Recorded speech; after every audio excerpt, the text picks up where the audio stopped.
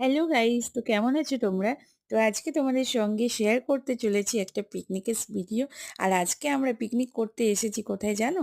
তো আমাদের বাড়ির থেকে খুবই কাছে, 1 ঘন্টার রাস্তা বলতে পারো। তো আমরা এসেছি আজকে কাচারিপাড়া পার্কে পিকনিক করতে। আর এখানকার পিকনিক স্পটটা এতটা ভালো না, মানে পদ্মা নদীর পাশে পুরো বলতে পারো।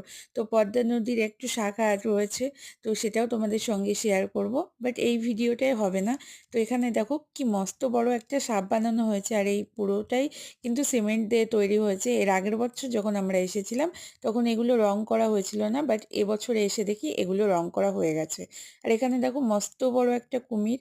আর এদিকে রূপসোনা তো ভীষণই আনন্দ করছে, মজা করছে।